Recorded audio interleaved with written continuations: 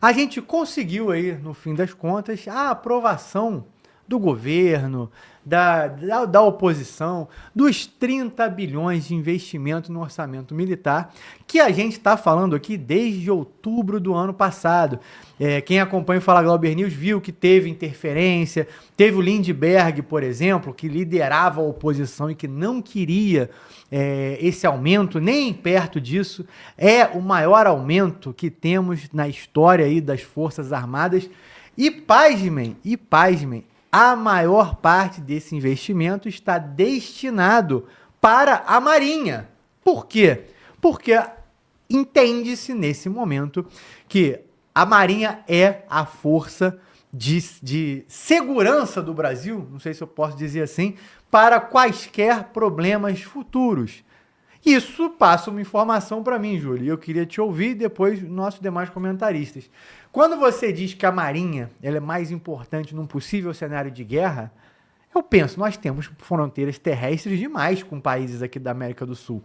Se a gente está preocupado com o outro lado, que é o que dá para o mar, então estou entendendo que talvez consideramos aqui no Brasil que nas nossas forças do Exército, quiçá da Aeronáutica, a gente não está tão preocupado assim com a ameaça dos outros países da América do Sul, e sim do que poderia vir de fora, né?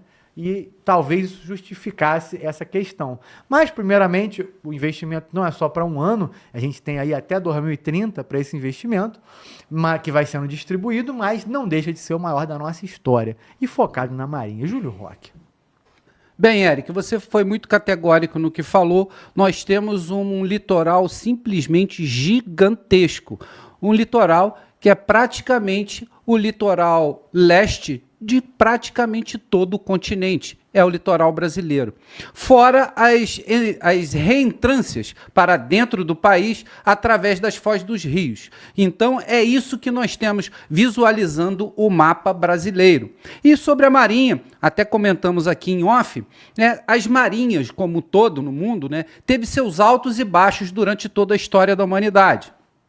Agora, no período mais contemporâneo, né, quando estava acontecendo e ainda está acontecendo a guerra da Ucrânia, né, a Marinha perdeu um pouco de visibilidade. Os holofotes viraram para uma tecnologia totalmente disruptiva chamada drone, que chamou a atenção e deixou as marinhas um pouco apagadas. Mas agora, depois da ação na Venezuela e essa ação agora no Irã, volta, né, à tona o fator marinha. Mostra o quanto é importante você ter uma marinha forte, projetar o seu poder. Para ter um exemplo, a Marinha dos Estados Unidos, ela se encontra em praticamente todo o globo terrestre. Ela pode atuar em qualquer parte do globo terrestre. E isso é uma capacidade expedicionária sem limite. E para fazer uma brincadeira também, é só você observar os filmes.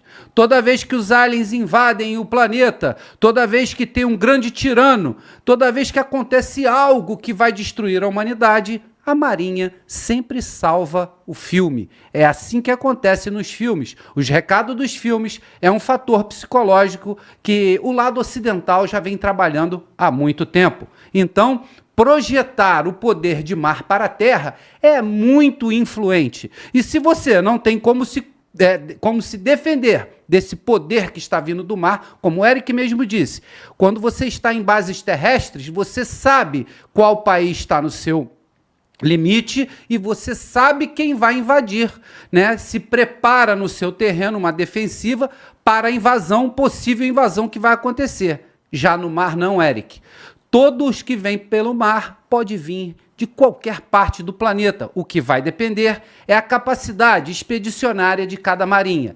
E se você não tiver uma marinha para você se defender, esse é o território que vai desembarcar e vai colocar boots on the ground, como diz o comandante Vilas Boas, no seu território e fará o que quiser. Então a Marinha, mais uma vez, sobe com os holofotes, né, com esse possível investimento. Eu ainda digo possível porque eu duvido de tudo desse governo, né? Daqui a pouco isso pode cair e virar clipe de papel. Eu não duvido de nada. Então, até que esse aporte até 2030 de 30 bilhões de reais, que serão muito bem-vindos, né, vai dar um impulsionamento na Marinha. tornando ela cada vez mais produtiva para a soberania e defesa do litoral do nosso país, Eric. Muito bom, Júlio. Rapaziada, para honrar nossos superchats, eu vou passar a palavra para o Carcarás também sobre esse tema, mas acrescentando um ponto aqui que o Matheus Castro mandou para gente. Senhores, queria perguntar a cada um de vocês o seguinte: o que aconteceria caso o Serviço de Inteligência americano, no caso a CIA, e o israelense, no caso o Mossad, analisasse e descobrisse que a assinatura do urânio encontrado no Irã é do Brasil? Bom, sabemos que teve essa negociação. Algum urânio do Irã é do Brasil, de fato. Se é o que estava sendo enriquecido ou não, não saberemos. Mas eu queria te jogar essa pergunta, Carcará, e aproveitando o nosso superchat. Depois tem um outro superchat também para ler, que eu mando para o comandante. E sobre a notícia do investimento de defesa do Brasil. Carcará. Rapaz, eu espero que não seja do Brasil, tá? Porque se for, o presidente, o ministro das Relações Exteriores, as Forças Armadas vão estar em maus lençóis perante o planeta. Mas eu espero que não seja. Eu não tenho nem como pensar nisso aí, eu não aceito, é inaceitável isso aí. Não é que o Brasil passou urânio, o Brasil, né, nesse caso aí, já foi enriquecido para lá. O Brasil tem condição de enriquecer o urânio a quase 100%. O Brasil é um dos poucos que consegue fazer isso. Entendeu? O Brasil não faz por devido ao tratado. Então, o Brasil enriquece até 20%, que é para fármacos, né? Trabalho na área de medicina nuclear. E até 5% é para geração de energia elétrica. É só aquecer o reator para virar água, aquecer a 100 graus ali, vira vapor e gira a turbina, certo? Então, o Brasil está nesse contexto. Mas, cara, isso aí, respondendo meu amigo Matheus, Matheus, vai dar ruim, tá? Mas não é pouco, não é muito ruim. Isso aí envolve TPI, envolve... começa aqui interno. O Congresso tem que cumprir a lei. Aí, então, tem que ter impeachment, mandato de prisão, e isso aqui. Aí depois vai lá para o âmbito internacional. Aí entra a ONU, a Agência Internacional, entra o TPI. O P é para que o Judas não leve na sábado de aleluia, o caboclo leva nesse tempo aí todinho. Eu espero que não seja, porque a nossa nação não pode mais virar bagunça, entendeu? O próprio Brasil fica chamando o Brasil de bostil. Eu não aceito esse termo, não faço isso. Tá? Eu não confundo meia dúzia de picareta, vagabundo, filha da puta do caralho com o povo nem com a nação. Agora mesmo, o nosso agro que fez o nosso superávit alcançar quase 1 trilhão já, está chegando já o agro no Brasil. Então, o nosso país é potência. Não por causa de russo, nem americano, nem chinês, nem israelense. Não somos o que devemos ser por causa dos vagabundos que acessam o partido político, se tornam autoridades e manobram. E, na sua maioria, semi-analfabetos, são simplesmente ladrões e malandros. Isso que é a realidade. E o povo continua votando em velhos nojentos, imundos, para assumir o comando da nação. Nós nunca vamos ser uma potência se continuarmos elegendo um bando de vagabundos. Entra para pegar... Só notícia aí, senador desviando dinheiro, prefeito sendo preso desviando dinheiro, ou seja, o cara entra na legislação para roubar. Acessar o cargo para roubar, não é para fazer o bem público, é para roubar. Você vê aqui no Ceará, município fudido aí há 40 anos aí, não tem luz, não tem água, não tem porra nenhuma. Onde é que esse dinheiro tá? O cara desvia tudo. Vereador pede chinelo analfabeto, paga 2 milhões para ser eleito vereador. Então me explica como é que o cara ganha 7 mil e gastou 2 milhões para ser eleito. Ah, não, o cara é envolvido com o PCC, que se ele for lá é amigo do prefeito, que libera as bocas de fumo, que libera não sei o que mais lá. É um narco-estado, pô. E nada, e se isso acontecer, nós já somos narco-estado, clepto-estado, nós temos a narcocultura e vamos ser agora narcoterrorista, estado narcoterrorista. Fudeu o cu de Creuso, como diz o pessoal, só falta isso agora. É isso aí, meu amigo Eric, boa noite a todos aí, espero que eu tenha respondido aí, e eu espero que não seja nosso, pelo amor de Deus, que aí é demais. Muito bom, Carcará. Boa noite aí pra você. Vou aqui honrando o nosso outro super... Nossa, chegou vários superchats aqui, né, mano, Walter? Mas vamos lá. Pegar aqui o anterior, na sequência. O Brasil só irá dar certo se adotarmos. Quem mandou isso aqui foi O Fera pelo Mundo Vlog. Fera pelo Mundo Vlog já mandou outro superchat aqui, se eu não me engano. O Brasil só irá dar certo se adotarmos o nacional desenvolvimentismo. Agora temos um quadro político lamentável em todos os espectros, vergonhoso. Irmão, cabe muito esse destaque, eu acho até que nessa própria notícia, porque essa é uma das poucas linhas que um Estado, que um governo pode adotar, que pode estar ligado tanto à direita quanto à esquerda.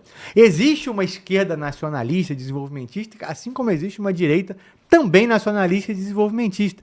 E quando você coloca essas pessoas para conversarem, elas conseguem encontrar muito mais pontos em comum do que contra. Por exemplo, ambos criticam o nosso atual presidente, Luiz Inácio Lula da Silva, porque o país está entregue há muito tempo, né? Então, será que é a solução para o Brasil? Talvez. Mas, comandante Vilas Boas, queria te ouvir aí, principalmente sobre essa questão. Como você avalia esse investimento que ficou brigando aí até a gente ter uma confirmação de que, de fato, teria isso aí, né?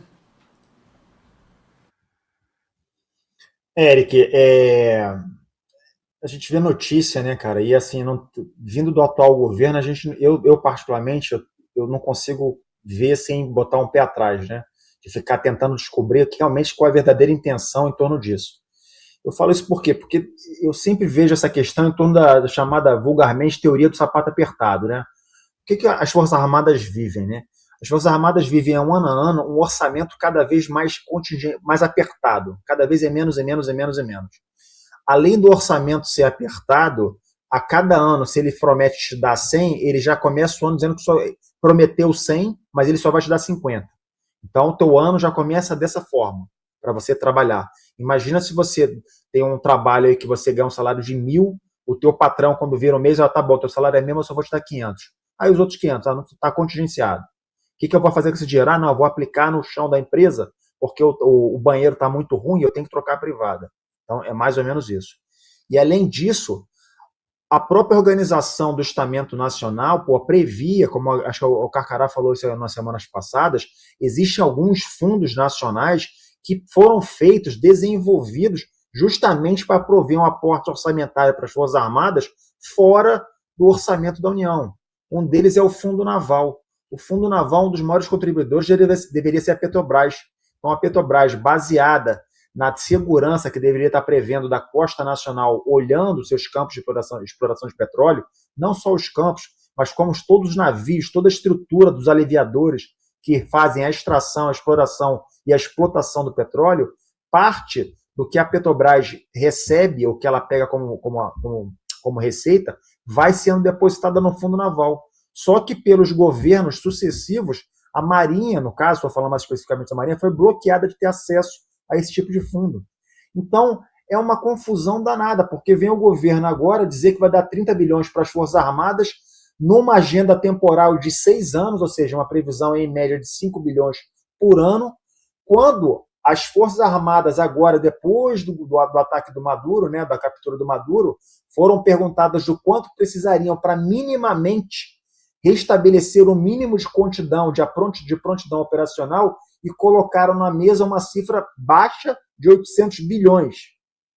Ou seja, perante 800 bilhões, a gente principalmente vai receber 30, sendo que a cada ano 5 bi, e a partir desse ano 5 bi. Mas ano que vem já não é mais esse governo. Pode ser que não seja.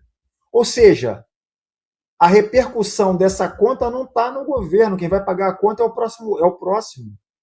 Então, sim, se a gente olhar isso, que deveria ser um projeto de Estado e não de governo, entra, sim, numa teoria que deveria ser desenvolvimentista nacional, como um assunto de Estado e não de governo, independente se é o governo política do partido A, partido B, partido C, porque a soberania nacional depende de coisas como essa.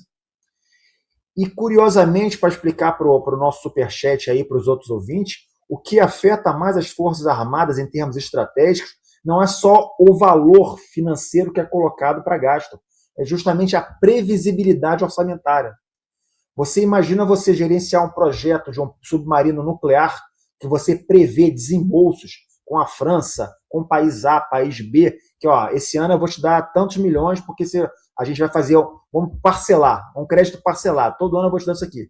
E aí, no primeiro mês você dá, no segundo você paga, e no terceiro o governo fala que não tem dinheiro. Olha só a confusão de nível nacional, de evasão de crédito, de evasão de capital, de evasão, de desmantelamento da base da indústria nacional que foi montada justamente para atender aquele projeto. Quem está passando por isso agora é o projeto das fragatas Classe Tamandaré, lá em Santa Catarina.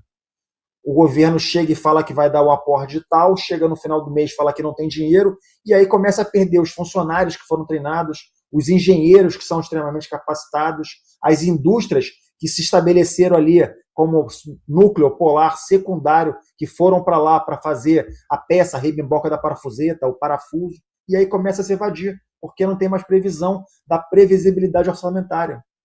Então isso é muito complicado para as Forças Armadas gerenciar esse tipo de coisa em projetos que são estratégicos. Você não constrói um submarino nuclear, você não faz um projeto de um KC-390 desse da Embraer, desse porte, você não faz a tecnologia dos Gripen de uma hora para outra. Isso não é de um governo, não é de 4 anos. Isso perpassa no tempo e no espaço. E o Brasil, infelizmente, fica na linguagem naval cavitando. Cavitar é quando a hélice fica girando sem produzir propulsão para frente. E aí a gente fica ano após ano, dia após dia, principalmente nós que somos militares, né, que trabalhamos lá durante tanto tempo, vendo os projetos se arrastando e sem ter continuidade. Então, como o próprio americano falou lá para mim em algum momento, lá numa base daquela americana, ele olha para a gente, pô, o Brasil é um país do caramba, né? Tem potencial, tem isso, tem aquilo, tem indústria, tem alimentação, tem energia, mas sempre falou para mim na minha cara, o Brasil é sempre o país do amanhã, e o amanhã parece que nunca chega. Parece filosofia de boteco, que o fiado é só amanhã, é só pro fim do mês, e esse dia nunca chega.